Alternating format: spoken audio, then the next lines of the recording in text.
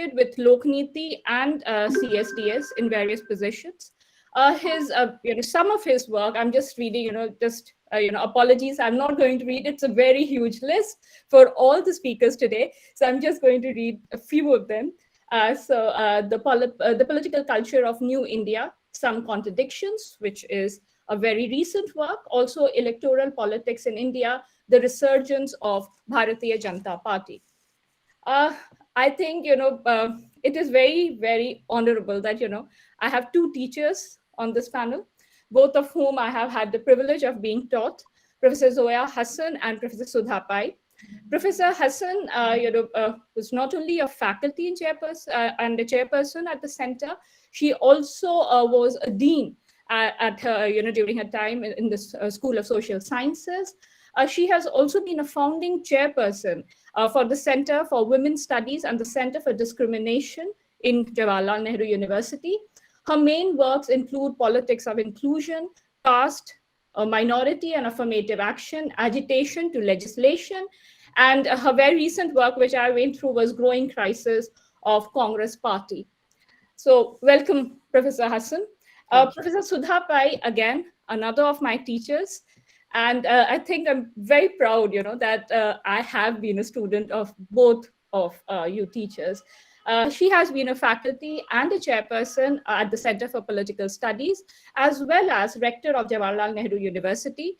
We all know, Professor Pai's work on Dalit politics, state politics in India. I think that was something which was introduced in Jawaharlal Nehru University by Professor Pai. Her very famous work includes Dalit assertion and the unfinished democratic revolution regarding BSP in Uttar Pradesh. And some of her recent work includes constitutional democratic institutions in India and her also forthcoming work on representations in India. Professor Peter D'Souza, I guess you have been a student at Center for Political Studies. I'm sorry, but I don't remember the years. So, you will have to tell the years you were a student in CPS. But I remember Professor D'Souza as the director for the Indian Institute of Advanced Studies. He has also been a co-director of Lokniti and was associated with the program of comparative democracy in the Center for Study of Developing Societies. Professor D'Souza has been long associated as a professor. He started the journey with Goa University. And some of his very primary work, apart from local governance, which he started with, at least we have read those works as students in JNU, are his well-known books, which are In the Hall of Mirrors, Reflections on Indian Democracy, Democratic Accommodation of Minorities in Contemporary India, and At Home with Democracy. So I'm not going to take enough time or more time than that. I'm very happy to welcome all of you. And with that, I hand over the proceedings to Professor Palshikar, who's going to chair the session. Thank you, all of you. Thanks. Thank you, Dr. Papia. It's been a pleasure and also an honor to be amongst all of you, particularly to commemorate the half century or golden jubilee of the center, which has been in the forefront of political science in the country. I'm also honored to have as panelists 3 colleagues whose work in a sense intersects not only this session but other sessions, like Professor Zoya Hasan has had a brush with public policy, whereas Professor Sudha Pai has been working also on institutions, and Professor Peter D'Souza on political thought in India, among other things. So obviously we have a panel which will enrich us not only just about the narrow bounds of what has happened to the study of Indian politics, but how it in a sense relates to the larger gamut of political issues that we face today. I will reserve my overall remarks about the study of Indian politics, its foundations, frontiers, challenges that we face today, what can be the agenda of that study, etc., if time permits at the end. But the honors necessarily go to our panelists, and therefore without much ado, I would request one by one our panelists to make their presentations, give their reflections not only on what they have done at CPS and otherwise, but also on the larger questions that in a sense obsess us all, those who are concerned with democratic politics in India. And therefore, in the order in which they have listed in the invitation, I would request first Professor Zoya Hasan, then Professor Sudha, and finally Professor Peter D'Souza. I would request them to generally try to confine themselves to around 20 minutes so that we have enough time for questions and answers from the audience. As I can see, we have at least more than 100 in the audience right now, and I'm sure your thought-provoking presentations would invite many questions as well as comments. So, Professor Zoya Hasan. Thank you very much, Professor Palshikar, and thank you to the Center for this opportunity to speak at this very important event. Now, celebrating 50 years, the Golden Jubilee of an institution, is a great occasion. So congratulations to the Center, its faculty and students, past and present, for the completion of 50 years and for their contribution to making this one of the most important institutions for teaching and research in the country. It was an absolute privilege to have been a faculty member of the Center for 4 decades. JNU is clearly the best thing that happened to me, as indeed I expect to many others.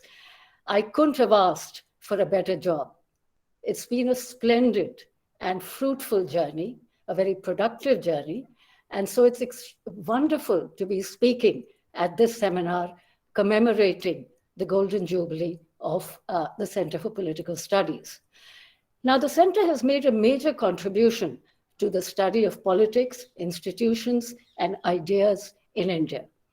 Many of the brilliant students, some of whom are present, that we have produced are teaching in several universities and making significant contributions to modern thinking in these institutions. As was noted this morning, JNU students stand out everywhere because of their progressive attitudes and because of their commitment to justice wherever they are, because they have imbibed this from this great institution. The important reason for this is the structure of our academic program and the freedom and flexibility and the opportunity for academic development it provides. The egalitarian and democratic ethos of JNU fostered a spirit of critical thinking, questioning, and dissent. This promoted intellectual autonomy and critical inquiry in the classroom and outside. This is what accounts, in my view, for the significance of JNU, the School of Social Sciences, and CPS, which was embedded in this atmosphere. Some of the important intellectual and political debates happened in JNU or were started in JNU because of the intellectual freedom it offered, which is central to JNU's contribution to academic progress in India. We must continue to uphold this tradition of critical thinking, and more so now than ever before. Most universities in India, given the huge size of their student body, are dominated by teaching. JNU, from its inception, was uniquely placed to do both teaching and research, and most importantly, within an interdisciplinary framework. Periodic course structure reviews in the center reflect changes in the priority areas and research of CPS. Clearly, the concerns of the center have changed significantly, and some of my colleagues in the morning commented on that. So the concerns of the center have changed significantly in response to transformations in Indian society and politics, as also in the structure of the discipline. We have in CPS kept pace with the changing contours of political science in the country and also internationally. Now, apart from the interdisciplinary approach, CPS adopted approaches to teaching and research which were suitable to our concerns and to our society. Much of our research has looked at critical developments and the ways in which long-standing structures of society and the working of democracy have reconfigured Indian society and politics. The dominant approaches in political science, as also in CPS, have, of course, as was noted by Gurpreet this morning, tended to accept the role of the developmental state. And we do so now, even now, despite the huge changes in the configuration of social and political forces and that of the state, which has changed so fundamentally. Indeed, if a state-centric focus has dominated comparative development studies and Indian politics studies, there's also been an avalanche of work after the cultural turn in humanities, history, and social sciences, described as a communitarian approach to understanding politics in India and in the non-West. But in CPS, significantly, we were principally concerned with social transformations and political change. And understanding these processes has been an important contribution of the work done in our center by the faculty and students. Continuing with these concerns with transformation and change, my principal focus in this brief presentation is on the changes taking place in Indian politics, state, and democracy. I believe the rise to power of a right-wing party in 2014 is the most important political development since independence. Despite its poor track record, the present government was voted back to power in 2019 on the basis of a national security platform. Now, this raises very important questions about the underlying nature of our democracy and how and why what happens between elections, or does not happen between elections, if I may say so, can be so quickly sidelined at the time of elections. This must be at the center of our academic concern and attention. To understand this, we need to look at the actual character of the regime, and in this case, the present regime. State and party are not abstract entities as we often tend to treat them in political science.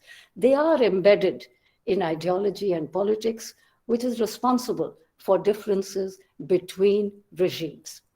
The present regime has, of course, not come out of nowhere, but it has changed the game like no other before it. The genealogies of power are, of course, important to understand. Yet there is something very distinctive about this period, the post-2014 period, which we must explore and understand. The debate on ruptures and continuities and discontinuities between the present dispensation and previous regimes is an important and could be a very fruitful area of academic inquiry. But the point is that the conceptual vocabulary to understand Indian politics has broken down after the rise to power of the right. The present ruling party, the BJP, is not like any other right-wing party. It is certainly not like the Tories in Britain or even the Republican Party in the United States or right-wing politicians and parties in Central and Eastern Europe because of its links to the larger right-wing social movement of which it is a part. There is really no analog for this particular structure of relationship among the right-wing parties or with the right-wing parties in other parts of the world. Here it is important to remember that the objective of the Hindu right is not merely to win elections and form governments, but to transform Indian society in all domains of culture, religion, and civilization, a project it has assiduously pursued for the last 90 years. acquisition of political power is seen as a means towards that end. So the crucial question today concerns the future of Indian democracy in the context of major transformations underway. That is the central question of our time, which we must focus on. As we approach the 75th anniversary of our independence, the dissonance between electoral success and institutional erosion and the depletion of freedoms is quite apparent. It is in our face, so to speak. The institutions that undergird our democracy are, of course, formally intact. But underneath this, there are tectonic shifts which go beyond changes in the party system and the alternation of parties that we are familiar with for the past nearly 40 years now. But there are several shifts which mark a sharp rupture from previous regimes that I believe we must concern ourselves with. The working of Indian democracy has changed in at least three significant ways. The muzzling of dissent in the name of nationalism, silencing of the opposition in the name of the popular mandate, and undermining institutions in order to establish tight control to push narrow political agendas. The larger intention is to create a political state where there is preferably no opposition, either at the electoral and legislative level or at the ideological level in terms of alternative views and ideas. Now, against this background, I believe there are two major challenges that we confront. One of the major contemporary challenges comes from majoritarianism that seeks to reconfigure the Indian nation as one that belongs exclusively to the Hindu majority. The majoritarian narrative has found official expression in new laws and policies which are advancing the process of the redefinition of the state and nation in opposition to the secular definition enshrined in our brilliant constitution. At the center of this agenda are questions of national identity, reworking policies with regard to education and culture, and a conflation of majoritarianism and democracy, which we should be thinking about because these are profound changes that are happening. This is the project of alignment of religiosity and ethnic identity to promote the consolidation of Hinduism as a political entity in order to create a permanent majority. More substantively, there is an attempt to redefine Indian citizenship, and this is perhaps one of the most far-reaching things that have been done.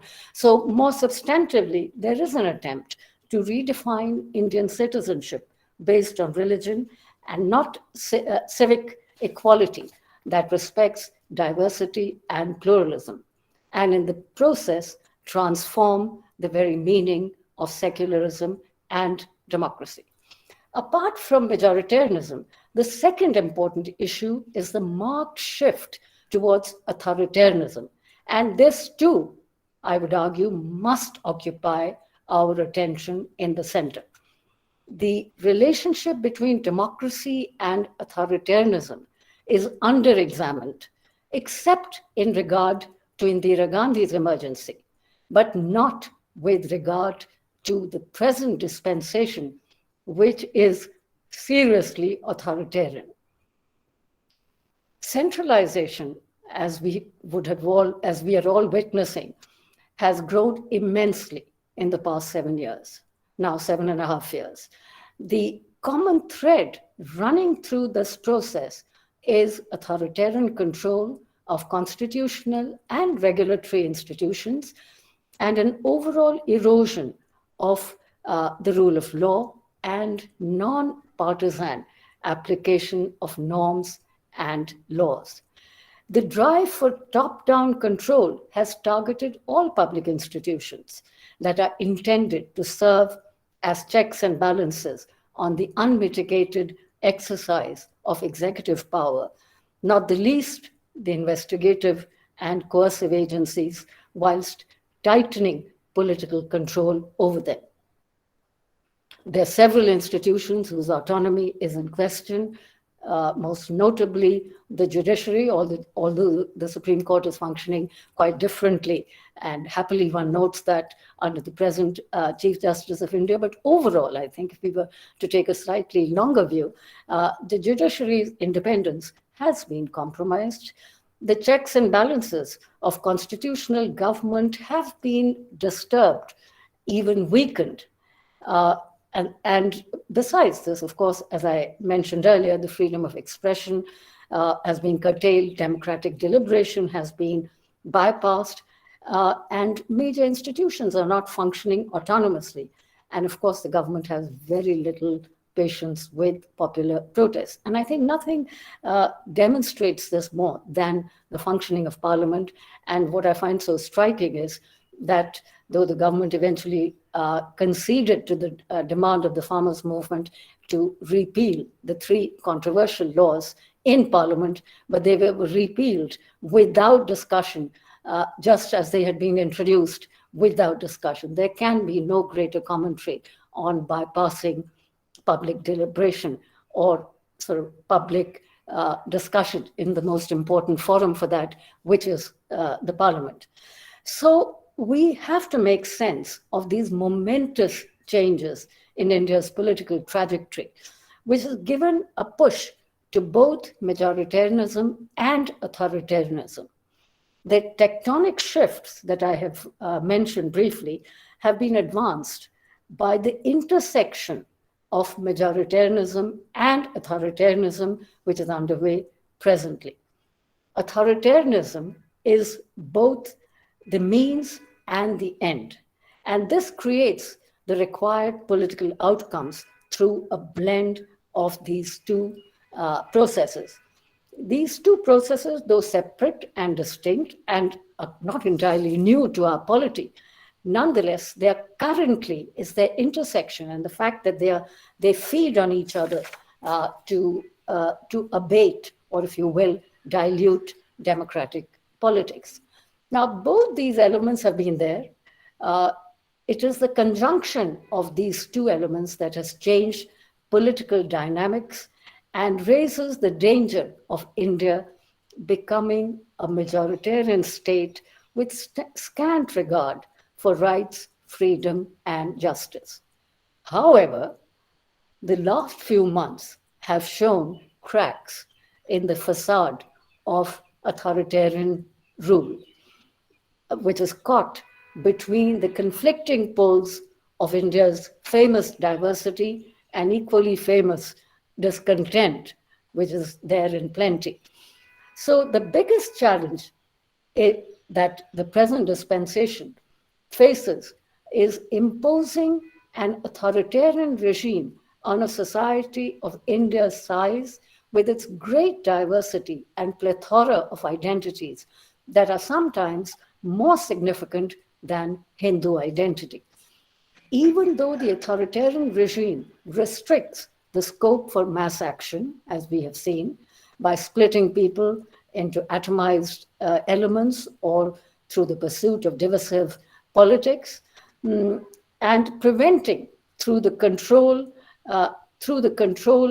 it exercises over the media, which is perhaps one of the biggest things in their favor, so to speak, popular protests are still on the rise, even as the government is actively looking to contain the rise in civil resistance, deploying at times strong arm tactics and increasingly using national security to curb demonstrations and arrest activists, human rights activists, and journalists.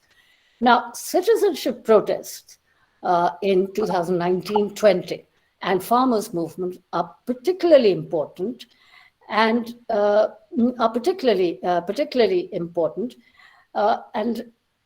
and I hope CPS will continue to study will study these movements, because public protests, social movements, and political mobilization has been a striking concern of the center, And so many of our students and faculty have done excellent work in this area. And I do hope that CPS will continue to work on public protests, especially as this is an important moment of public protest globally and in India as well. I think the sheer length of the direct action by the farmers' movements, lasting more than a year, shows that while our leaders may have power, their sway does not extend over everyone. Even if public protests do not have an immediate electoral impact, they do open the door for the gradual erosion of authoritarianism. Thank you very much. Thank you, Zoya. May I now request Professor Sudha.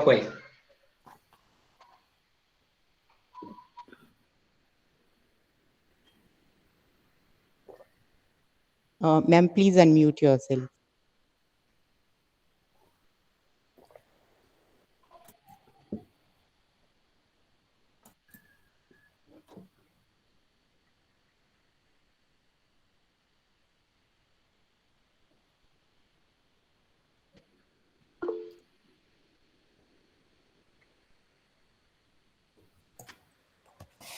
Ma'am, we can't hear you.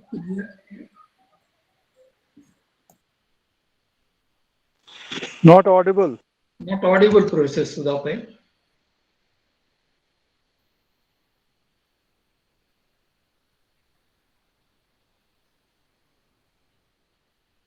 Sudha, you're not audible. You have to unmute. Oh.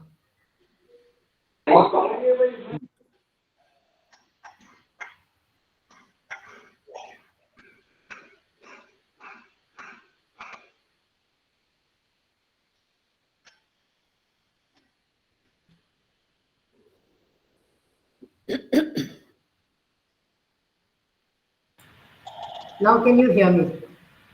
Yes, ma'am, you are audible now. I think the power had fluctuated a little bit. Sorry. Well, I'm very happy that the Center for Political Studies is celebrating 50 years of its existence as an academic institution. And I'm very grateful to be here and for a chance to be part of it. The CPS has been a leading institution, well known for its teaching and research on Indian politics and of course other areas as well. And in its journey of 50 years, it has charted out, I think, a very distinct course and contributed to the discipline of political science by opening up newer and newer areas of Indian politics. The center at its inception focused on the nature of the Indian state, like the concept note said, how there was historical formation on the Indian subcontinent, which was different from that of Europe, post-colonial democracy that was emerging, the new institutions that were established. But from there, research and teaching interests have widened to include areas which are reflected and researched by the faculty and the students who made very seminal contributions. Civil society, institutions, social movements, equality, non-discrimination, public policy development, etc. Professor Hasan laid out very well some of the challenges in Indian politics that have that CPS should address and has been addressing over the years. What I would like to do today is to share with you some of my academic life experiences, the time I spent at CPS where I learned a great deal, and which helped me a lot in my teaching and research. I think looking back, my academic journey has been an attempt to analyze and understand India through the lens of a political scientist. As Rajiv said in the morning, we need to look at the past, where we are coming from, what has been the trajectory, how have we moved forward. Only then can we then think of what is happening at the present. At least that's the way I have looked at it. When JNU was set up in the late 60s, early 1970s, I think it was a time of great ferment. We witnessed many movements, women's movement, backward caste movements, peasant movements, and finally, of course, there was the emergency. And particularly the emergency impacted a great deal of JNU. And JNU had, from the beginning, a very distinct left orientation, which today perhaps is not so true with many different kinds of ideas jostling for place on the campus. More important, I think JNU from the beginning has had a very distinct anti-colonial bent, an attempt to understand India after independence. And the aim has been to create an Indian university devoted to understanding the developing world, different from that of, different from, but with the same high standards associated with the best worldwide. Some features of the university, Zoya mentioned many of them, I won't go into details, have shaped my perspectives and that I think of CPS in teaching and research. I think one of the most important has been the symbiotic relationship between teaching and research. JNU and all centers in the School of Social Sciences and probably elsewhere allow you to float optional papers, give you time for research. Your research is then reflected in these optional papers. And that's further then reflected in the research done by your students. And I have learned a great deal by some of the excellent PhD students I've had over the years. So there is a certain kind of teaching and research atmosphere that exists in these centers, which has really been the strength, I would say, of CPS as such.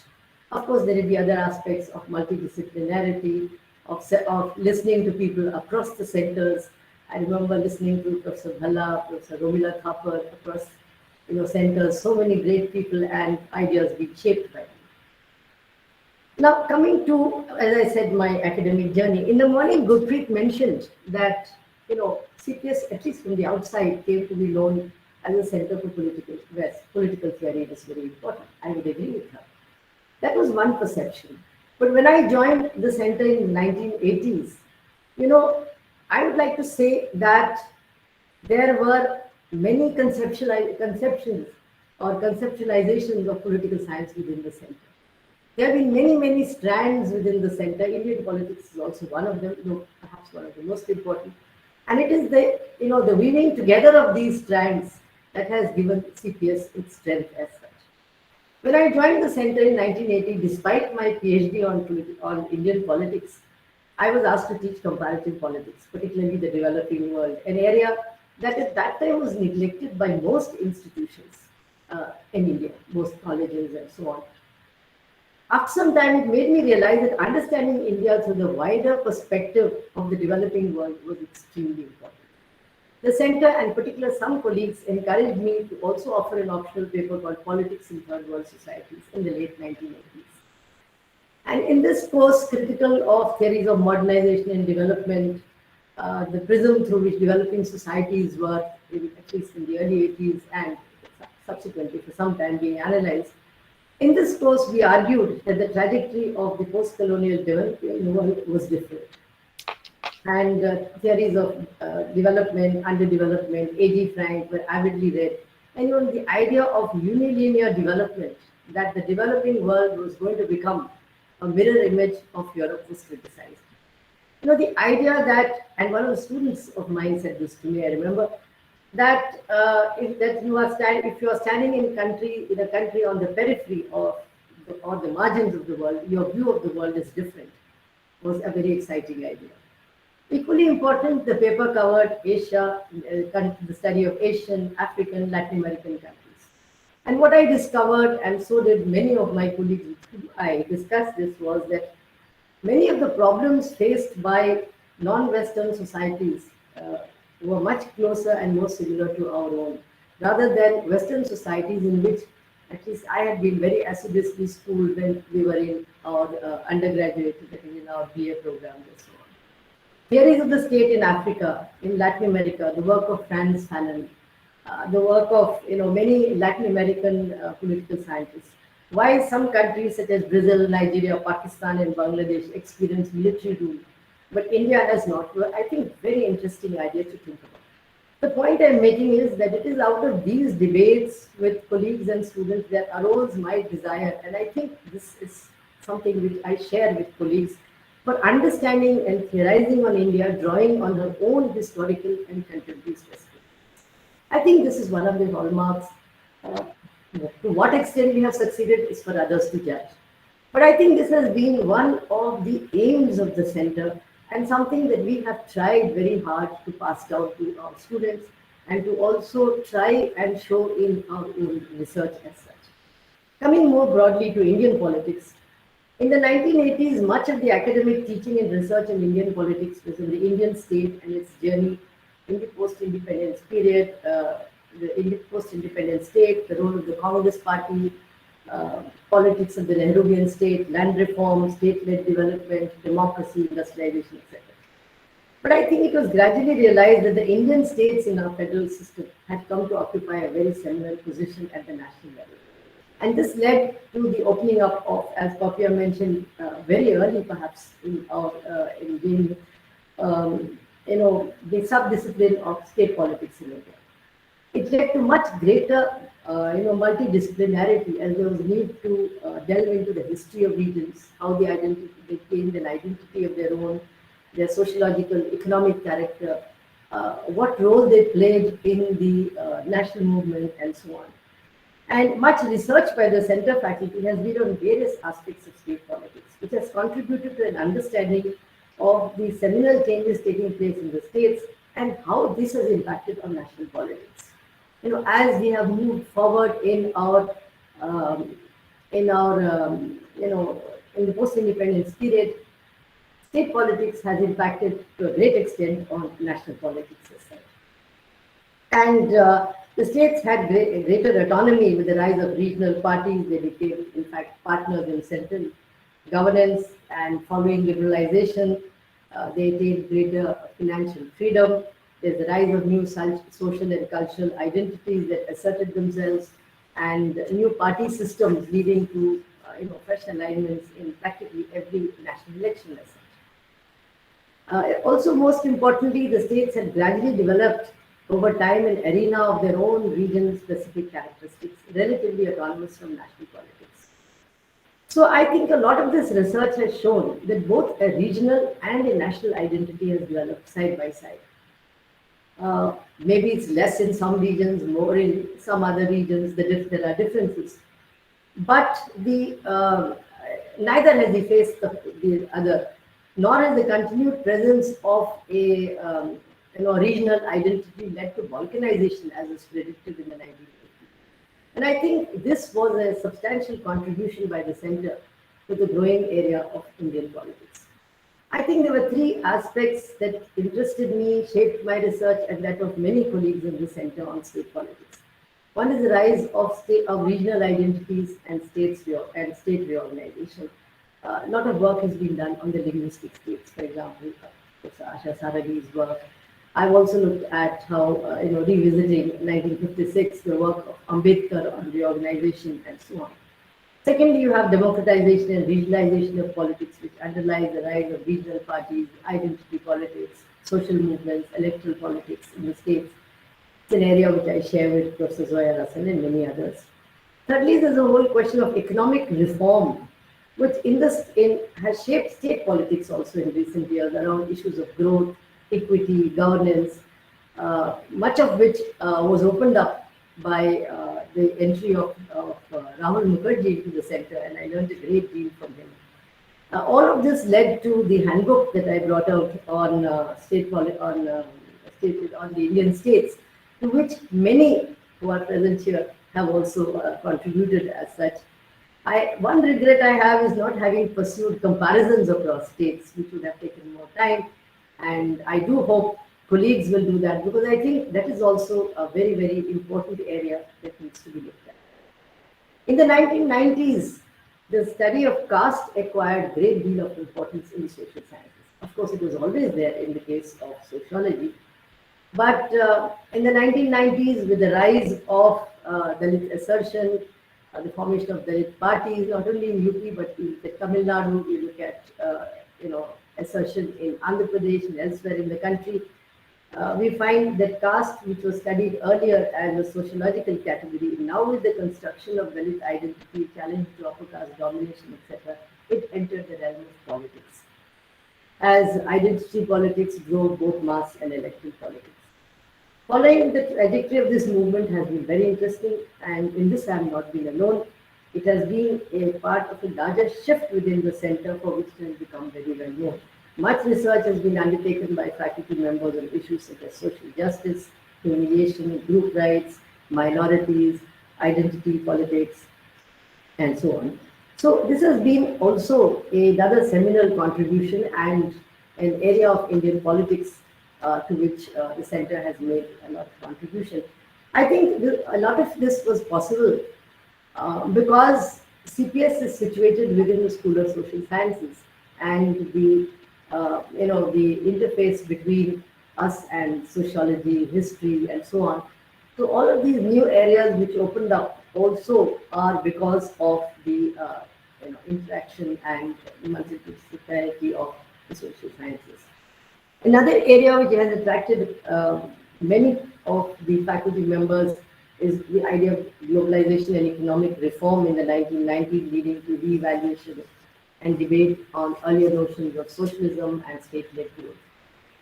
Here again, I would say that it was Rahul Mukherjee who contributed to the opening up of this area. I remember having a lot of debate with him during the time he was here as to why did state-led development fail? When does infant industry grow up and learn to compete in the world economy? Did we take too long to open up and have we lost out? I think this has remained a constant endeavor in the center to understand neoliberalism and neoliberal policies in India, its economic impact, what has happened to the whole notion of welfare. This led the center to offer a new paper, Globalization, Public Policy and Development, which under Professor Mathur's encouragement I took up and taught for many, many years. And it gave a new dimension to our understanding of India.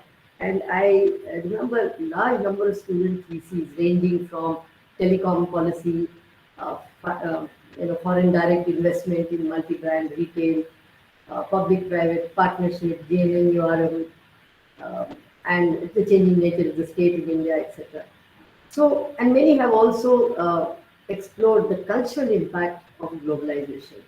The rise of a more consumerist society, the rise of a new middle class, the rise of the private sector, what it has meant for the state, and so on.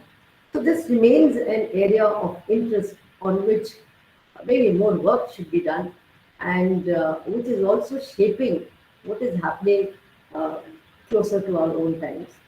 In more recent years, two areas which have preoccupied the center have been communalism and the working of institutions in India. The former, that is communism, was sparked, of course, by the revival of the BJP, the communal riots in the 2000s in North India, particularly the Muzaffarnagar riots in UP in 2013. It's led to a wide, whole range of research. For example, the study of minorities. Why are Muslims, not gaining adequate representation today? Should there be descriptive representation where Muslims are concerned? The whole question of other minorities as well, and how they are being treated in the country today, and so on. Secondly, the rise of majoritarianism, its impact on Indian democracy, the rise of populism, what is the variant of populism in India? What kind of populism do we have? These are all areas that in which there has been interest. There's also the interest in the rise of an authoritarian state. What has it done to the bureaucracy and to the kind of government that we have today? So I think there has also been much written on the nature of communism in the 2000s, following the rise of right-wing hegemony. How is it different from communism in the immediate post-independence period, or even coming up to the 1990s? So these are areas. This is an area on which there has been a great deal of work and a lot of preoccupation with it, and this is something, of course, as I mentioned, which continues and which we are facing today. Regarding institutions, many of us felt that we had worked on political processes and neglected the area of institutions, which also forms the bedrock of democracy, although there's a lot of teaching being done on it. It was Professor Mathur who mentioned this and pushed me to write a paper, working paper for law and governance on state legislatures. I regret after that I didn't do much work.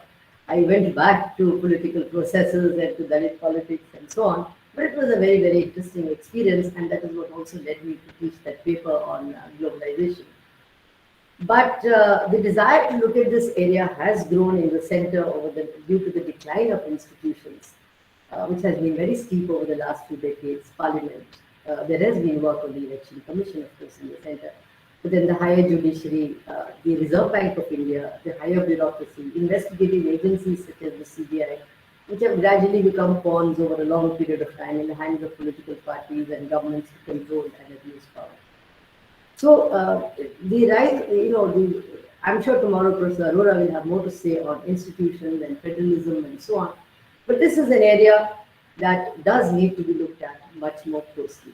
The center did organize a seminar on the Indian Parliament, which we did publish in an edited volume, and many in the center contributed to it. And recently I've also tried to look at an edited volume which looks at some institutions. But I would say that this is an area that requires much more work as such.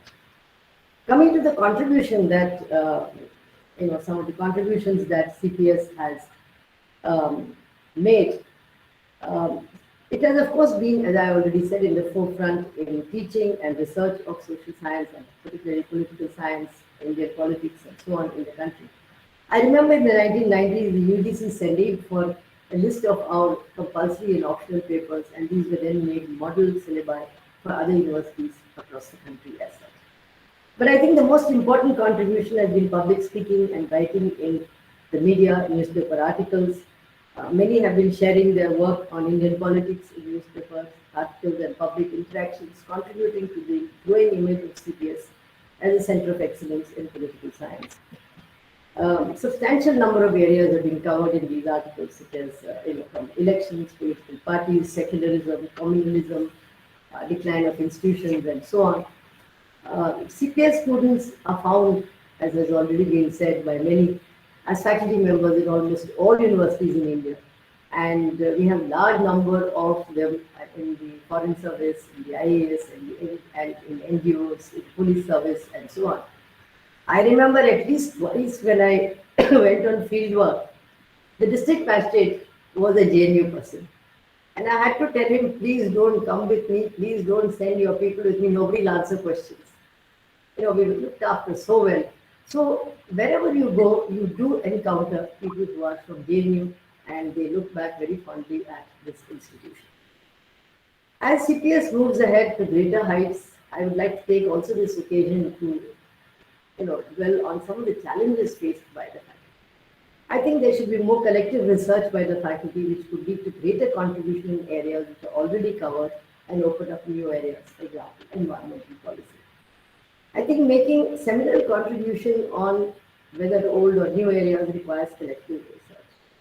I've always believed that the life of the mind which we all share and the contributions we all make to the discipline of social science and to society is not a solitary journey, but it is the product of an entire generation of scholars working together. And like Rajiv said in the morning, I blame myself as well. I wish I had spent more time interacting with my faculty colleagues and learned more from them. The one person I used to interact a great deal was, of course, CP Bhamji, and that I think is true for people across the center. But I think over the years, that sort of a tradition has not really been, I don't know about today, not kept up. But I think that is one area that I wish at least I had invested a little more in. Secondly, I think CPS needs to have greater links with research organizations, universities across the country, to deepen and take forward research into areas that touch the lives of people in our country. That is something which I have always felt, and I've said this earlier also. Thirdly, I think it's high time we started a journal. I remember discussing this idea with Valerian, and both of us were very enthusiastic about it. But ultimately, I went into the administration, and it never really took off. But I think the center consists of young and mature, excellent faculty who would collectively take up this step, which would be a lasting contribution to the discipline in the country. We have excellent PhD students who would be able to help us to do this. And it would be a very good form of interaction with colleagues across the country. So thank you very much. I'm glad I was part of this journey by the center over an extended period. I enjoyed being part of it, and I wish you all well on your onward journey.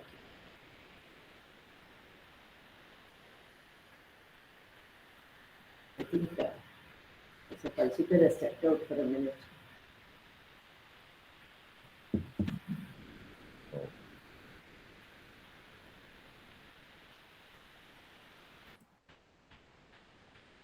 Maybe I took less time.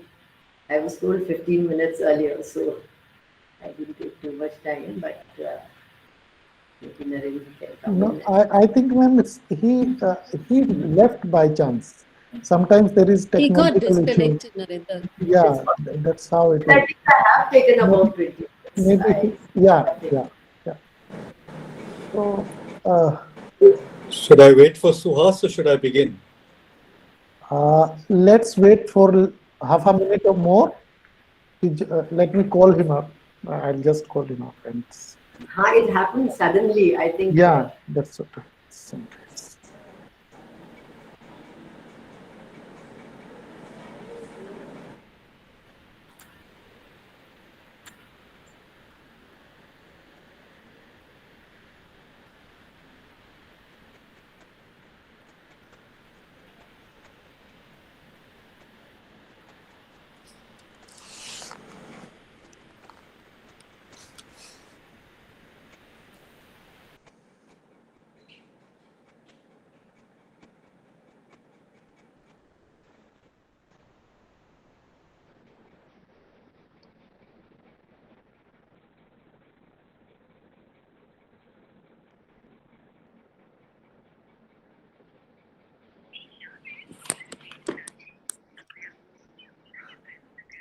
I think he is not able to pick up even phone.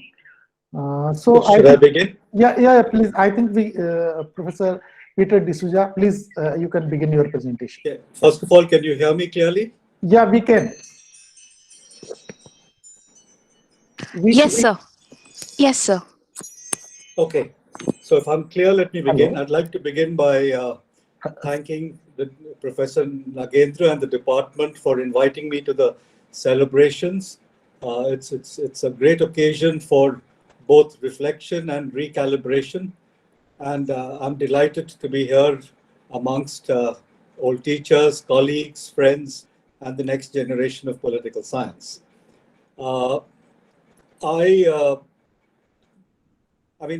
Somebody asked me to sort of date myself. So I belong to the first decade. So all that you've heard since the morning, in a sense, talks about CPS over 50 years. I can only talk about CPS in the first decade, because that is the decade at which sort of I joined the department. Of course, I know what happened since, and I have kept in touch with the department. But my intense and engaged and passionate engagement with ideas and people was in the decade of the 70s. So what I'm going to say is basically respond. I'm not going to give biography, because my biography is available online. I've been administrator, I've been columnist, I've been political scientist, and I've been, I suppose, engaging in public issues. So I'm not going to go into those details, nor am I going to talk about the various things I've done or engage with the trends of Indian politics. I'm not going to do that. I'm going to, in a sense, speak to three questions. What has CPS achieved? What more could it have achieved? And in that sense, what should it strive to achieve? Because I think the 50-year celebration, in a sense, requires an important and a valuable institution like CPS in JNU to continuously ask itself these three questions. What has it achieved? What more could it have achieved? And what should it strive to achieve? Now, to respond to these three questions, I will, if you permit me, first sort of take you through a slightly, a series of reminiscences. I came to JNU in the 70s, immediately at the tail end of the emergency, from a training in chemistry. So my first degree was in chemistry, and it was to the greatness of JNU that it allowed us in 1976 to move from a range of, my cohort who joined JNU in 76 came from chemistry, zoology, physics, botany, into the social sciences. some of us joined political science. In fact, there were two of us from chemistry who joined political science. We came at the end of the emergency, and that's an important period. Aditya has already referred to it, but you must remember that the 70s and the end of the emergency was a period in Indian public life, which in a sense echoed the turmoil that was taking place in the West at the end of the 60s, the student movement, the peace movement, the anti-system movement of the hippies, etc. And that excitement was an excitement that JNU made available and accessible to us. So the end of the emergency was a very important period of ferment, when we were not just sort of learning in the classroom, but learning from the wider classroom of the university and of life itself. So it was the open air classroom, and it was the classroom on the second floor of SSS, from which we learned our politics. And therefore, those of us who moved into political science and the social sciences engaged with global issues, with national issues, all of which we felt was relevant to our evolving personalities as political scientists. So I remember feeling very passionately about the Camp David Accords and opposing the signing of the Camp David Accords. I remember feeling very passionately about the Iranian Revolution. JNU housed some 600 Iranian students in India, in our dining halls, so that we could help them and support them during the period of revolution. I remember in a bit of a dilemma, on the solidarity movement in Poland, because the established left in JNU wasn't quite sure what stand to take. So JNU was a time when global issues were our issues, when global issues were not just issues against imperialism, but issues trying to come to terms with creating a new global normative order. This was the time of the new international economic order, the new international information order. There was a very intense engagement with large questions, and JNU made that possible, and CPS made it available. We challenged orthodoxy. We challenged orthodoxy of the conventional kind, but we did not enough challenge the orthodoxy of the new kind that was taking shape.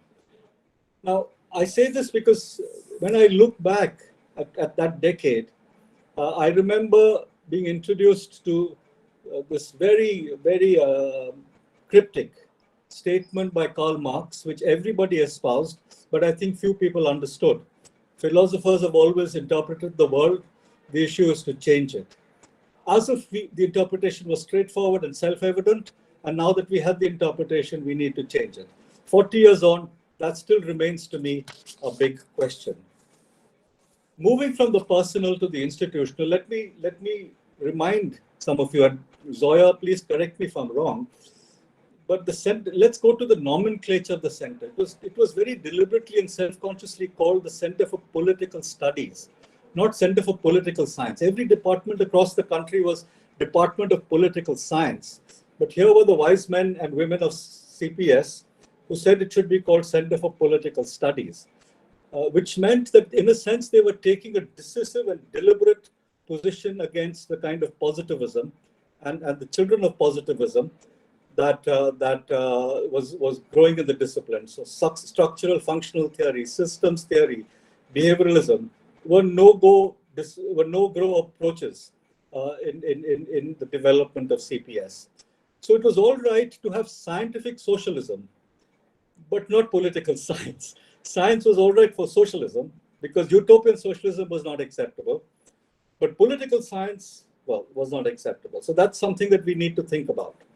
We also need to think about the fact that CPS, in a sense, incubated the Center for Economic Studies and Planning. The first chair of CESP was Professor Krishna Bharadwaj in the Department of Political Science. These are important gestures that we need to remember because we really saw political economy as the backbone of political science. And that is why it seemed perfectly natural to incubate CESP from CPS. So therefore, political economy acquired a preeminent status in the designing of the discipline. Political sociology, political culture, political ethnography, even public administration, had kind of subsidiary status. What was great about CPS was that it created and it allowed an entire new curricula for teaching of the discipline. Nowhere else in the country was that possible, and I think this must be celebrated. So we had core subjects and elective subjects. We had letter grading. We had innovative pedagogy. We had, in addition to lectures, we had assignments. We had tutorials. We had the conventional exams. And I think that was quite important because it allowed us to both be bold and to game the system. Some of us wrote very good book reviews for which we got marks. But while at this level CPS was very innovative, it was also very insular in that it did not encourage conversations with other institutions studying political science. So my later institute, CSDS, was not a place with which CPS built up a conversation, a durable conversation, because these were seen to belong to a different ideological camp. Similarly, there wasn't an intense discussion with Delhi University or Jamia, because CPS saw itself as, in a sense, superior as an intellectual place to these other institutions. And this found expression in the way the curriculum was framed. So as Sudha said, we taught development of underdevelopment, and we got very involved in the critique of capitalism and what it was doing to development. But we didn't seriously engage with all the streams within modernization theory. I say this because I want to make the point about exclusions, and when we are reflecting on 50 years, we must understand that what was to be included was as significant as what was being excluded. And that is why I want to therefore refer to some absences that were there in the curricula in the first decade. I'm sure my comments are unfair, because I'm sure since the 80s and 90s and the 4 decades subsequently, these have been remedied. But let me present them, because this is also a historical exercise, and let me present them for the current faculty and the current students to realize that the act of exclusion is an ideological act, and a department and a center like CPS has to be very clear about its principles of exclusion. Are these defensible, or are these just reflex extensions of ideological formations, which I believe was the case in the 1970s. So, for example, the Constitution of India was not a serious topic, nor was constitutionalism. We did not, in the 70s, engage with the Constitutional Assembly debates, which were foundational to the setting up of modern Indian politics. We did not engage with whole theories of institutionalism, which is so central to understanding politics. We did not, Eleanor Ostrom and her work, or the whole work on path dependency by Douglas North and others was not part of our curricula. We did not think caste. Sudha subsequently brought that into the discussion. But in the 60s, there was seminal work on caste by Rajni Kothari and D.L. Sheth and others. That did not enter. We did not think caste. We thought capitalism and democracy, but we did not really understand capitalism as a dynamic system. We did not understand markets. The most we went to capitalism was in the 70s was the book on business and politics in India. We did not look at the role of leaders. So there are some absences, and I state this. It may seem a little churlish for me to state them now, but since you had 6 or 8 presentations in celebratory mode, I thought I would introduce an element of critical feedback. That's very much part of the JNU tradition, self-criticism. Now, therefore, I think I want to use this occasion to not just look back, but also look ahead. I think if we look at what JNU has achieved, the achievements are very self-evident. You don't even have to look at very complex metrics. You just see that JNU has produced a body of students who today inhabit universities across the country. Departments of political science across the country and internationally have been enriched by students from JNU who've studied political science in JNU. And it is to the credit of CPS that these students today are refashioning syllabi and curricula in small regional universities across the country. So that's one very clear metric. I say all this because I really want to emphasize the point, and this is the question that CPS must ask itself. I see the study of Indian politics as a fascinating opportunity. I think I think there is no other political terrain, landscape that is as complex and as rich and as varied and as confounding as Indian politics. So for departments of political science to study Indian politics, they have to take on the responsibility of fashioning new tools of analysis, different tools of analysis. I mean, I don't agree with Neera's morning statement that Western theory, Eastern theory, Indian theory. I think we need to critically examine the conceptual baggage, the conceptual toolkit that oh gosh, that's a bad word, that we use in analyzing the reality of Indian politics. I think many concepts carry baggage, and therefore we need, for example, what does rule of law require? What does what does capitalist contradiction mean? What is post-colonialism? These are seminal ideas that we use, and I want to invite the faculty to examine these concepts critically. Concepts carry baggage, and it is necessary for us to examine that baggage to see which concepts, in a sense, are relevant for the tasks before a student of politics in India. And I'm saying to you that whether it is game theory in a rational choice theory, or whether it is institutional thinking, or whether it is ethnography, these are very useful approaches. But when we begin to deploy them, somebody in the morning in one of the questions said we began to apply these concepts. I don't like that word, because I want to suggest that the application of concepts is in a sense an exercise in diminishing the task and the ambition that we have before us. So therefore, what do I propose? I propose that in 50 years, the Center for Political Studies seeks to define 4 levels of analysis, and each of these levels has to be defined simultaneously. You can't do one alone, and you can't do one without the other. The first is we have to set up the big picture. I think because if the study of Indian politics is so exciting and so confounding, we have to attend to the big picture. And I think a lot of what we do is not big picture stuff. It is small picture stuff. A lot of detail. What's happening to caste in XYZ? What's happening to movement in XYZ? What's happening to local government in XYZ? What's happening to...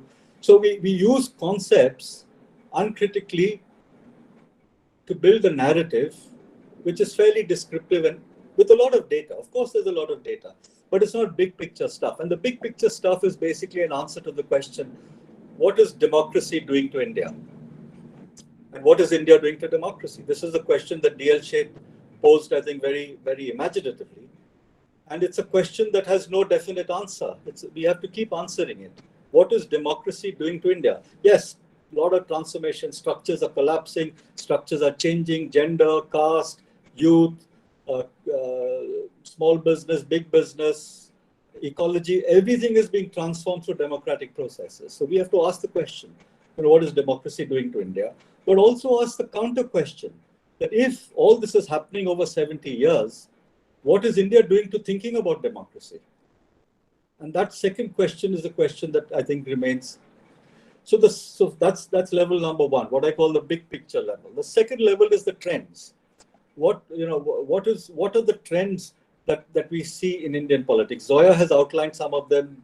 Sudha has outlined some of them. And I think these are very important. Role of capital, what is happening to institutions, enfeebling of institutions, role of leaders, politics of othering, etc. But again, we have to ask the question, why is it that our institutional theory says that nations don't exit certain configurations of institutions very easily. They acquire a path dependency.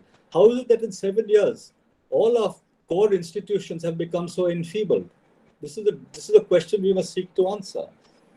The third level, if the second level is identifying a series of trends, and the list can be huge, from ecology to social movements to gender relations to family relations to classroom teaching to pedagogy, all these are the result and the product of the deepening and spreading and expansion of democracy. The third is conundrums. This is separate from trends. Democracy produces paradoxes.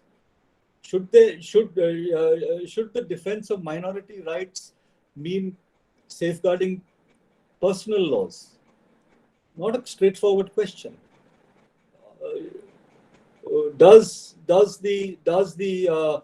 For example, there is a case in the Supreme Court by reformists within the Bohra community saying female circumcision should be banned.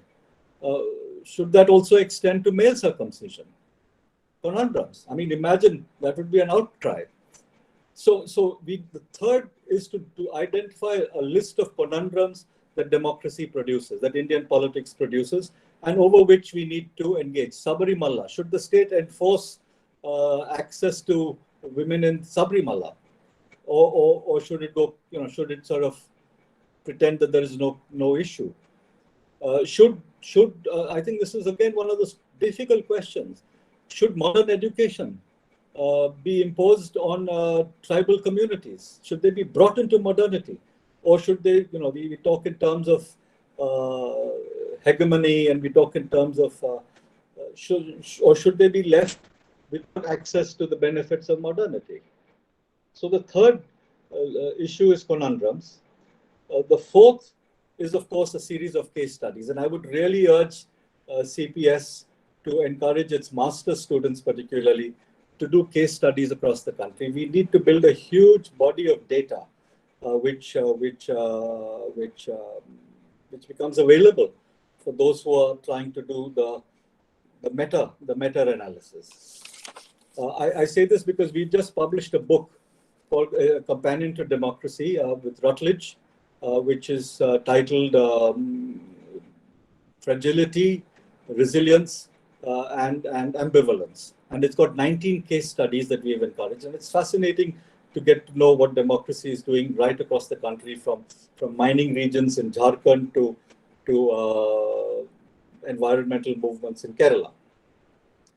And finally, I'll conclude on the fact, and this is in a sense a response to Zoya's question about communalism. I'll conclude on the fact that if we are going to, let me attempt to give a big picture framework with which to understand Indian politics, and I'll conclude on that. I think at the dawn of independence and over 70 years, there were 4 discourses that simultaneously were present in the public domain.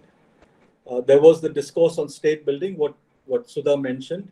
And the state building was in terms of strengthening the election commission, strengthening the courts, reforming the judicial system, the bureaucracy. So the whole exercise was on creating a whole body of conventions and laws and regulations and institutions that made the state a strong state. And this didn't just involve bureaucracy. This also involved knowledge production. So you had the CSR institutes, you had the UGC, you had the whole body of ICSSR institutions, etc. State building. The second discourse was on development. The temples of modern India, what Nehru called the temples of modern India. Dams, highways, ports, public sector institutions, etc. This was important because this was a great belief in the Enlightenment that you develop the economy and backwardness and superstition would disappear. This came from a certain belief in the scientific temper. The third was democracy, and over 70 years, democracy has definitely expanded, and participation has increased, and that has changed the whole attitude. Today, any conflict anywhere, in resident welfare associations, for example, are run on democratic lines. If people have to decide whether a car park should be a children's area or a car park, a general body meeting is called. So democracy has become part of the common sense of India. and the fourth is nationalism. Now, in the previous years, these four discourses had almost an equal status. They existed simultaneously. Sometimes they existed as complementary with each other. So when we talked of development, democracy, we also talked of state.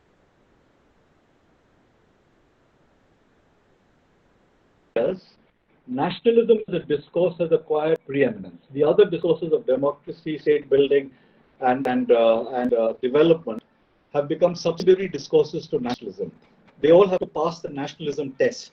And I think that is the question we must ask. Why is it that nationalism has been able to become a preeminent discourse and relegate the other discourses to a subsidiary status, which was not the case in the first decades of post-independent India. And finally, if I may, now these are just random suggestions. If we are going to, in a sense, aspire for the next 50 years of CPS, I think CPS must, and I've not heard this all day today, must engage with the digital world. It cannot engage with issues of the last century. All the issues are last century issues, even the ones that I have been talking about. But the digital world is driving, the digital world has produced corporations that are larger than nation states, that determine. If you look at, for example, the campaign of the BJP in the 2019 election, it's a Facebook campaign. It's a social media campaign. 50,000 WhatsApp groups within 5 minutes can be activated to tell a story, a lie. So mobilization, echo chambers, fake news, demonization. I mean, all the whole campaign against, say, for example, the Tablighi Jamaat. Unless we engage with the new world that the digital thing has created, we will be just completing the unfinished agenda of the last century. Thank you. Thank you, Suhas. Thank you, Peter, and sorry for missing the beginning of your presentation. Now, let's have questions. If there are any quick questions, we are approaching the time to conclude the session, but we have enough time for some very specific questions, comments from the audience.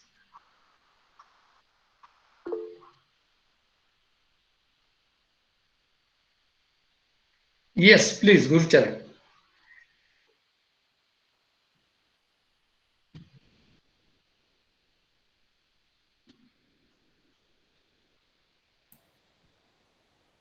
Gurcharan, you will have to unmute yourself. Am I audible? Yes. Thanks a lot to all the dignitaries of this session. My question is to Professor Zoya Hasan. Ma'am, in your characterization of the current dispensation, you pointed to the narrative of the Citizenship Amendment Act. So my question is, ma'am, are we missing the historical perspective so far the narrative of the Citizenship Act is concerned? So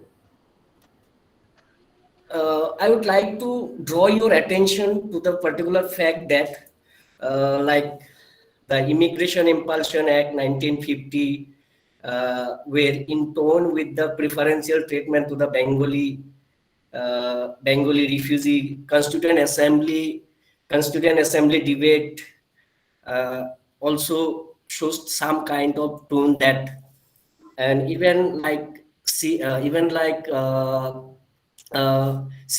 leader Prakash Karad also sent a letter to then Prime Minister Manmohan Singh with regard to the Bengali refugee issues. So my question is, ma'am, are we more focusing on the current issue from the binary of like communalism or civic or democratic or authoritarian? So what about the historical perspective? Can we can we look at the issue as an unresolved issue of partition, ma'am? Okay. I will request the speakers to reserve the questions and maybe some of the questions when they get the time so that we can give opportunity to some more in the audience. Aftab Alam. Yes, sir. My question to Peter D'Souza, sir. Maybe it is my misunderstanding that you reduce that your argument that democracy is intact. Can't understand. Aftab, we are not able to listen you clearly. Okay, now is it clear? Hello? Little better. Yes. Yes, please go ahead now. Yes, sir. My question is to Peter D'Souza, sir. That he talked about that democracy or democratic institutions or an idea of democracy is not threatened in present times because even in residential welfare associations, things are decided on democratic norms. Whereas there are certain fundamental dangers to democratic idea and democratic institutions, like mob lynching and other aspects have greatly threatened the exercise of democracy in this country. And secondly, about the digital, the prominence given to digital, but we cannot replace the physical with digital. Of course, digital has played an important role in 2019 elections, but we cannot discount the role of the big public rallies which were done across the country with the money received from the capitalist we all know. So, of course, those messages were spread by the digital mediums, but digital cannot totally overshadow and displace the physical setting. That is my question. Thank you. Rakesh Ranjan Das.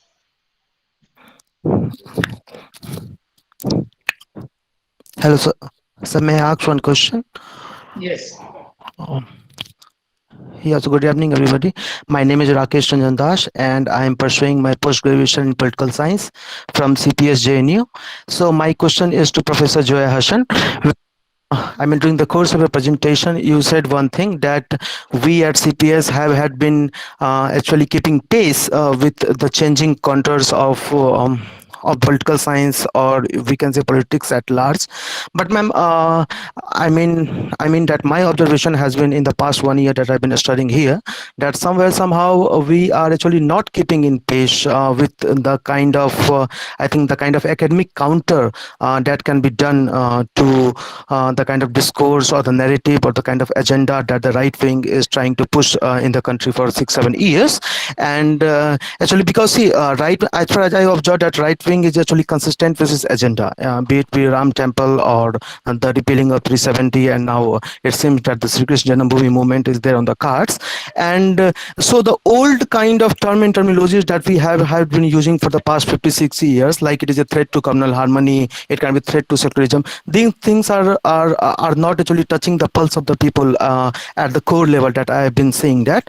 And now that we can feel that the kind of Sri Krishna Janambhoomi movement can be on the cards for the right wing government for the next 10 years, so it can have larger ramifications at the base level also, like the because the kind of personality and the kind of perception that Lord Krishna has got in the cultural consciousness or collective consciousness of the nation.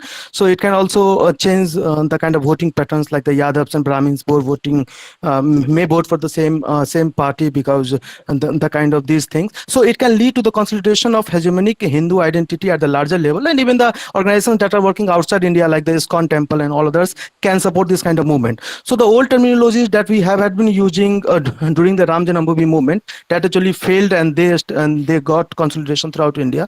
So what are the new narratives? What are the new academic counter that CPS or the political science department can make at large, so that it could convince the public that actually these movements are in actuality anti-Hindu in nature, and they are just there to gain the political mileage and to harvest the political, to reap the political harvest. So your comment on this one. Thanks. Bhupendra Ahirwar.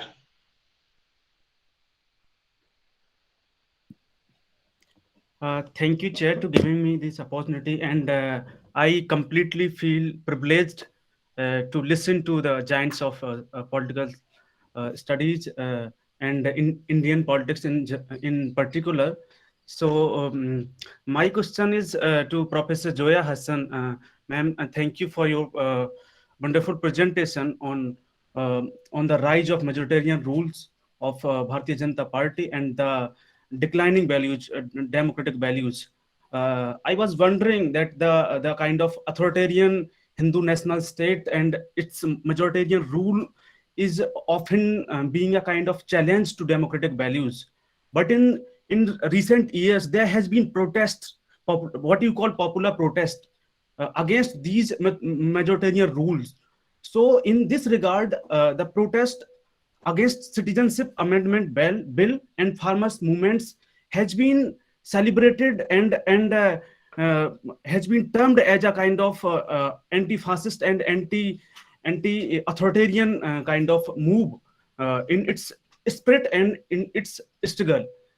So I was wondering that when we study the social movements per se, or the current farmers movement, your very own piece in 1994 in Journal of Vision Studies, where you drive this thesis that how the Hindutva politics also foregrounded on the very rural based and agrarian politics per se.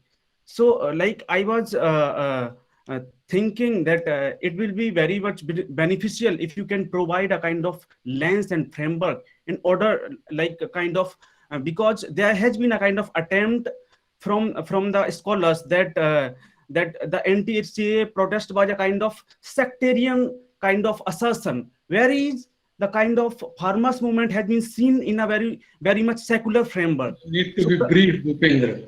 Yeah. So, ma'am, I would be grateful to you if you can suggest some framework and methodological tool which can be kind of useful in understanding the methodology, like the current farmers movement or social movements in general. Thank you again, and thank you, Chair, for permitting me. Before I go to the speakers, one last question from Mariam Rashid. Yeah, I'll just make this very quick. Also, it's not a specific question and anybody can answer, but I was speaking from my own personal experience. I'm doing my master's currently in CPS, and a lot of us are not on campus. So we're doing this master's completely online, and it's very new, like we're reading completely online. Now, as a result of this, two things have happened. First, there's a huge digital divide, because of which a lot of us are also feeling increasingly handicapped on how to do research. And second thing that has happened is that there's been the new education policy which has been introduced, and as a result of that, the MPhil has been completely scraped. Now, as a young scholar, I feel increasingly handicapped, because I feel like I don't have the necessary skills to explore the kind of topics that I want to do. And I also feel like the curriculum in some senses also handicaps me, because there's not a lot of focus on also with the digital divide, there's not a lot of focus on sort of employing master's students with those skills. A lot of the research thing just happens with the PhD, and now we don't even have the option of doing an MPhil. So any advice from anybody on the panel on how a young student should be dealing with this? Thank you. Professor Narendra, I can see many of your students want to ask questions, so it may be a good idea to have extended conversation with the panelists later. Let me go back to the speakers and request them to give very quick responses to the overall discussion that has happened. They need not give answers to the questions, because that would take us very long time, but maybe to each other's presentations as well, and also taking into consideration the questions that have been asked in reverse order. So I would begin with Peter. Thank you. I think both of Aftab's questions are valid. I don't want to give the impression that democracy is not under serious threat in India. I in fact, find myself endorsing the description of India having moved from an electoral democracy to an electoral autocracy. I think that's a fair description. So I agree with him about the serious threat. But the point I want to make is that over 70 years, democracy had become a common sense, and that's the point I want to make. Now, that common sense is under threat. If we look at our opinion surveys from 1996, it's very clear. Most people support democracy. And by democracy, they overload the concept with justice, with development, with rights, etc. Democracy has to carry a bigger normative load than democracy has to carry in any other democracy. That's the point I was trying to make. Regards the digital, I don't agree with you. I mean, I think if you don't begin to, while there are many things about the bricks and mortar politics that you study, unless you understand the emergence of this digital world, you are not going to be able to understand the nefarious ways in which it interferes with our politics. So I don't agree with you that it is minor. It is significant, and perhaps as significant, if not more significant, than the bricks and mortar world of everyday politics. Thank you. Thank you. Professor Sudha Pai.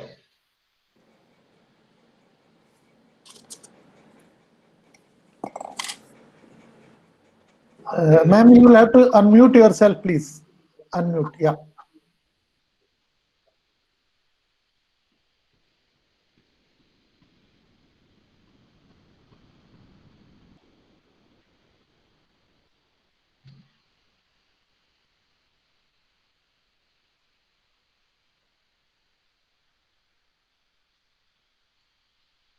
Sorry, ma'am, we are not able to listen to you.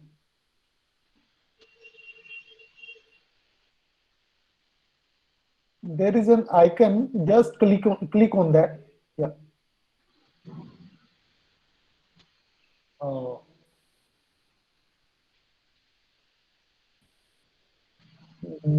No, we are not able to listen. No, Yes, now, yes. Thank you. I think two quick responses. One is I would agree with Peter that looking at the digital, politics or whatever one calls it is very necessary. In the UP election in 2000 or even before that in 2014, I think the BJP hired a number of very important companies to build what was called a brand image. For example, Oligivi and Mathur, Backward, and so on. And they were paid a very large amount of money. They were the ones who helped Arun Jaitley set up a war room in Delhi. I mean, this is something a journalist told me. And in this war room, there was what is called data mining. That is, they find out about you and me, and they find out in which part of the country or in which region or in which town you should send certain kinds of messages. So that is one thing. Secondly, these messages were meant to, of course, communicate all kinds of things about the BJP, but there's also the building of a certain brand image of Modi as, a messiah of the poor, of an OBC person, of somebody rising from a pracharak to prime minister, etc., etc. I think these are important, and a large amount of money was spent on companies and was spent also through Facebook and so on and on WhatsApp. This is the new kind of area where the battle takes place. And I think understanding this is necessary. More specifically, in 2017, in UP, GPS vans were used by the BJP to broadcast messages and speeches of Modi in what are called the dark areas. That is those areas where the internet doesn't function, the remote villages and so on. And that proved to be, I believe, highly successful because this van would go there, people would gather, and the speeches would be read. So I'm not saying that these are the things which won them the election. Maybe the rallies were more important, but I'm just giving two examples of the use of the digital politics, and this is becoming extremely important. But yes, here I must point out, but that of course the Congress was a latecomer to all this. But when they did it for the Maharashtra and other elections and so on, they didn't get such good success. So there is this interview of the CEO of Oligar and Oligivi and Mathur, I think it is, who says, well, it's the product you give us, and it is the one who came to us first. So we've already created a brand, and while creating that brand, we downgraded all other brands and so on. So you see, there is a whole range of digital politics in today's building up of majoritarianism, of a certain kind of right-wing hegemony, which I think is very important. So I would agree with Peter on that. Secondly, coming to, I'm not part of the center any longer, but all I would say to somebody like Mariam Rashid is that a lot of reading is needed. I mean, you're on your own now, and true, in classrooms, you have a person who teaches, and there's interaction, and you can ask questions. It's a much more, it's a very different kind of setting. But I would say that whatever the setting may be, reading is very important. The more you read, and the more you familiarize yourself with the subject, that's the only thing you can do when you're online. I'm sorry, I don't have any other suggestion to give, but my sympathies with all students who are online, because I remember enjoying the classes and my students enjoying them. So all you can do is a lot of reading. Thank you. That's all I wanted to say. Thank you. Professor Zoya Hasan. Thank you. I think all the three questions that were specifically asked to me are really great questions.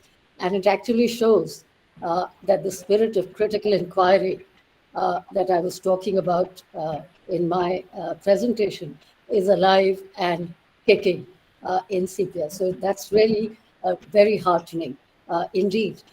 I think the first question was, actually all three are very important questions, and I'm not quite sure whether I'm up to answering them adequately. But nonetheless, the point about the point about CA and whether we are missing the historical perspective, I think you're quite right that there is a historical background, there is a historical context, and the citizenship provisions have been diluted bit by bit. And yet, I think, the religious criteria marks a dramatic shift. And while the historical perspective is important, and we know, I mean, there's a great deal of work on that, and Upma Roy has worked on that, and of course, Leisha Jayal's book, and also some of her later work and interventions after the introduction of the CAA in the India Forum articles and so on, have certainly drawn our attention to the developments that have been going on for the past, let's say, 10 or 15 years. And yet, I would say that the Citizenship Amendment Act marks a very major departure and a very profound change. And perhaps that is one of the reasons why, in the face of very serious protests, which were extremely important against it, I think the government has gone slow. In fact, one might even say the government has put the matter on the back burner, because it's been 3 years since this December, yeah, exactly 3 years since the CA was introduced. And there is really no movement on the matter and no framing of rules, which is partly because of the protests, and partly I'd like to think it's also because there is perhaps a recognition that this does have very far-reaching implications, even though it may be only about illegal immigrants. But it is changing, in some senses, the structure of citizenship. The second question about the changing contours of the discipline and how, according to your experience in CPS, which is much later than mine, of course, there's not sufficient. There's not sufficient change, and that CPS is not keeping pace with changes. Now, that's not something that I can really comment on, because I've not been part of the CPS faculty now for many years, although I'm in touch and I have some idea of what's going on, but yet it's not the same. But I do think that you have raised a significant question that should be a matter of concern coming from a young student. I think it is something for the CPS faculty to think about, which is to say, is the center responsible responding adequately to the challenges and to the changes that are happening.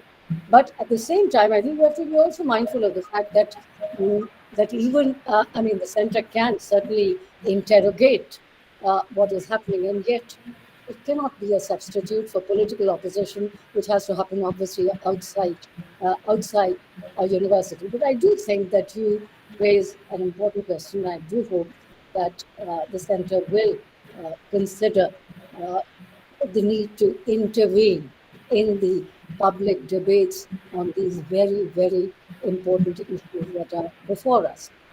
Then the third question I thought was, well, all were very interesting and important, but the third one I thought was particularly interesting because it really speaks to my own interests as well. And that was the point about looking at these two significant protests, which is to say the anti-CAA protest and the farmers' protest. I think you were right in raising questions. So, to put it very telegraphically, this is not really at the moment for a discussion, but we should have a longer discussion on this. Clearly, the anti-CA protests were very different from the farmers' protests. But apart from the very obvious and substantive differences between the protests, I think the more interesting and significant thing was the way in which public institutions responded to them, which is to say the government, political parties, which were so muted in their response or opposition to the CAA protest, but were obviously much more enthusiastic in their response to the farmers' protest. Likewise, the judiciary, which was clearly, which made the point in the end that beyond the point, the Shine-Bagh protest cannot go on. They cannot go on sort of occupying indefinitely a public space which is causing inconvenience, but did not respond in the same way to the farmers' protest, which have occupied public spaces, and that too on highways for almost 12 to 15 months. Not to speak of the government, which clearly used strong arm tactics with both, but much stronger with regard to the CA protest than it did with the farmers' protest. And in the end, let's face it, all said and done with, of course, there are electoral compulsions, we know, and the UP election looms large on the thinking of this government. But it has, after all, repealed these laws, which was the main demand, and what is more, is likely to withdraw the cases against farmers and so on and so forth.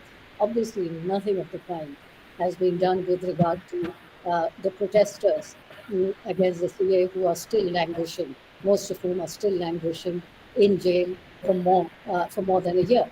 So I think the interesting thing is the differing state response and that of public institutions. And I think where the CA, in a sense, the CA protest lost, the CA suffered the fate that it did, in part because I think the ruling dispensation was successful and effective in presenting it as a sectarian movement, which it was not. I still maintain that this was not a Muslim movement by any stretch, although they were predominant and Muslim women surely led from the front. But at the same time, if we look at the history of this movement of 2 months or 3 months, so to speak, from about the 19th of December 2019 to about the middle of February, so we're talking about 2 months, certainly the first half of the movement was, the participation of non-Muslims was very significant. In fact, I would say it was as significant as that of Muslims. No doubt, in the second half of the movement, after mid-January, Muslims predominated. But overall, if we take an overall view, and I have done that in a small, a small monograph that I have done on this protest that I hope will be published next year, it's clear to me that this was not, there was very significant participation on an issue that concerned primarily Muslims. I think we should not forget that unlike the farmers' movement, this was an issue that concerned Muslims. Yet there were so many non-Muslims who were not going to be affected in any way. And yet they were there, they supported this movement. And I think this is something to be noted, to be celebrated. And in that sense, I think it was perhaps one of the most significant non-sectarian movements in the history of public protest in independent India. But I do think that all of you have raised such fascinating questions that require the Center for Political Studies, not sort of old people like us, to really think about and research and write about. Thank you.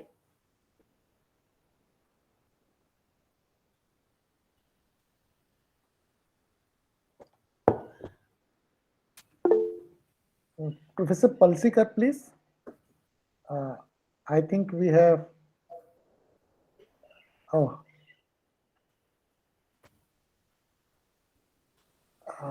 We'll wait for him to join again because he's the chair, so he has to make his concluding remarks. In the meantime, may I request Sudhanshuji if he wants to say something in, let's say, till Professor Palshikar joins us? Yes. Yeah, he's there. I think Suhas was there. So, okay. Yeah. Yes, It's sir. getting late. Just okay. Quickly. Yeah. No, sir. You. I can imagine. Sudhanshuji, yeah. So. Yeah. Thank you.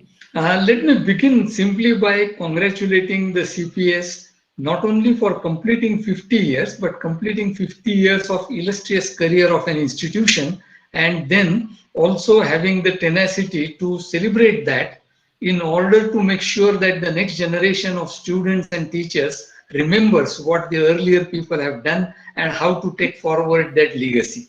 So thank you very much and congratulations. Though it is an irony of history that when you are completing 50 years, one cannot but be tempted to go back to those 50 years.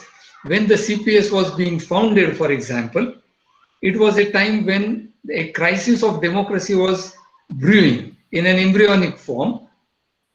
When the CPS is celebrating its 50 years, there is another crisis of democracy in a full-blown shape, and therefore the task, the responsibility, and also the problems facing any student of Indian politics cannot be underestimated either for the period when the CPS was formed or when the CPS is celebrating its 50 years. Let me therefore, given the sparse time that we have, only summarize 3 or 4 major theoretical challenges that students of Indian politics, not only at CPS, but friends like us outside the CPS also face today when we try to study Indian politics. I am deliberately saying study Indian politics because I don't want to enter into a discussion with Peter on whether it is a scientific study or only a study in a non-scientific manner or non-positivist manner, as he chose to put it. What are these 3 challenges which need to be theorized? It's not the nitty-gritty, it's not the nuts and bolts, it's not the small parts that Peter was critiquing, but the larger issues. I think all speakers mentioned majoritarianism. But majoritarianism is a tendency which stems from a constant search for building an all-India set of politics. Nehru began with India politics, but that was national movement. India began to build that all-India with help of personal authoritarianism. Today, we would be making a mistake if we stopped only at personal authoritarianism as a trait of this all India. Instead of that, majoritarianism, constructing a particular majority out of a particular community politically, is the project that is happening, and we need to theorize on that, not just critiquing it, but try to understand it as a century-old project of making all India politics as the unit of politics through which power and search for power will be conducted. The second challenge is the chasm, the gap between governance and politics. Peter spoke about democracy as common sense, and I have nothing to contest that. But ironically, what is happening is that while democracy is becoming common sense as our politics, as our political contestation, governance is becoming less and less democratic. And we need not go into that. I would just telegraphically mention that this began in the 70s. The non-democratization of governance began in the 70s and it accentuated in the 1990s. And therefore, we have not just the present moment, but a long history to trace for this non-democratic governance. As a result of which today, governance has been reduced to either regulation or coercion at best, or surveillance at worst. And therefore, that's the second challenge, which in a sense encompasses Professor Sudha Pai's concerns about institutions, and others have also mentioned those concerns. And probably the third and most nagging, most challenging concern, which would intersect not this session but other sessions as well, is the question as to whether there has been a displacement of democracy as repository of hope. Are Indian citizens no more looking upon democracy as a repository of hope? That is the question which we should take up. Evidently, the middle classes have given up on democracy. They are no more interested in democracy as a content, democracy as a practice. But the question really is, are there other classes which are also getting increasingly disenchanted with democratic politics and democracy for delivery of what they expect from the system, what they expect from the polity? The desertion of the middle classes, in a sense, is a signal, is a symbol that there might be probably a larger exodus of a social support for democracy. And if democracy is not supported by the people, if more and more people find democracy as a non-fulfilling exercise as far as their expectations are concerned, then where does democracy go? These three challenges, in a sense, indicate that critique is not enough. A more deep analysis and theorization of what is happening to Indian democracy in the context of socio-political processes that have been discussed is probably the challenge for anyone who wants to study Indian politics at the contemporary moment. It is in this sense that you and I, all of us as students of politics, find ourselves at a very peculiar juncture where democracy is probably the most celebrated term, concept, or intellectual tool, and at the same time, it is an enigma. What do people mean by democracy? Do people use democracy? Do people want something from democracy, as Peter pointed out, as an overburdened, overloaded concept? And therefore, ultimately, what does democracy deliver in the last instance? These are theoretical questions. If students of Indian politics didn't answer these questions, then probably political theory wouldn't be able to answer those questions either. I will stop here with all my best wishes to everyone at CPS and thanking you for the opportunity to interact. Thank you very much. Thank you very much, sir. May I request may I request Amarjit to come in for the vote of thanks to the speakers and the chairs. And before that, just we can give 2 minutes with the permission of the chair to Mr. Sudhanshu, because he has been waiting since morning and he's there in office and his CPS alumni. So I just thought we'll just give him 2 minutes. My apologies. I have really skipped many of those who raised their hands for want of time. But yes, it's your privilege. Please go ahead, Sudhanshu. Thank you so much for this opportunity. And firstly, very warm regards to everyone: Zoya ma'am, Sudha ma'am, Balveer sir, Gurpreet ma'am in the morning, Bhargav sir, I mean, it's an incredible achievement on the part of the organizers to have kind of ensured such a constellation of legends, which for me, I was part of CPS from 2002 to 2006, did my MA and MPhil, and I have only one word for the center and the university, which is gratitude.